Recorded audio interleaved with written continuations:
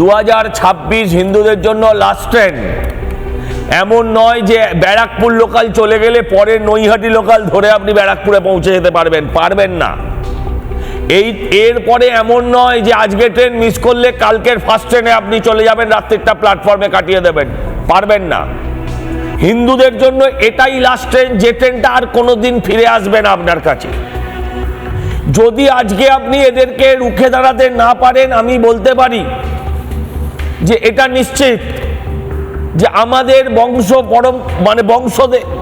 পরবর্তী প্রজন্মের নামের আগে শেখ মোহাম্মদ বসতে আর বেশি দিন বাকি নেই।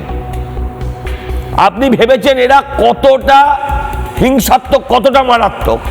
যে লোকটির বাড়ি পোড়ানো হয়েছে তিনি অত্যন্ত নিম্নবিত্ত, ভারতীয় জনতা পার্টি করেন, তৃণমূলের মতন টাকাখোর নয়। বেচারির খড়ের ছাউনি, বাড়ির ভেতরে প্লাস্টিক, সেই দিয়ে সে নিজের দিন গুজরান করে।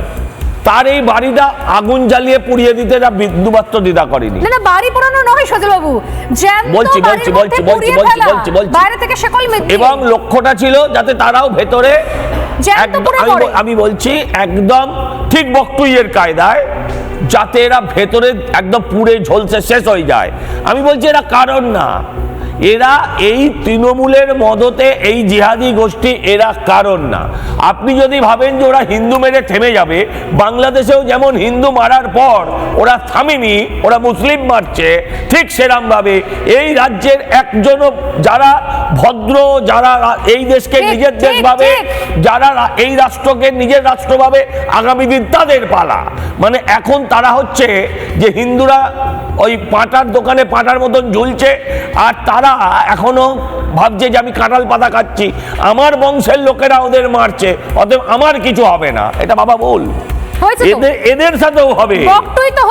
আমি একদম বলছি পুরো পশ্চিমবঙ্গটাকে এরা চতুর্গৃহে বানিয়ে দিয়েছে। অতএব একটাই রাস্তা, আপনার কাছে কিছু লাগবে না।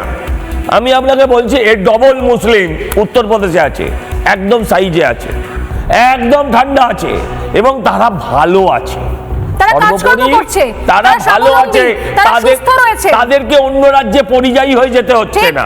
ঠিক গুজরাটেও রয়েছে অনেক পরিযায়ী নয়, তারা গুজরাটে চাকরি করেন, ভালো টাকা ইনকাম করেন।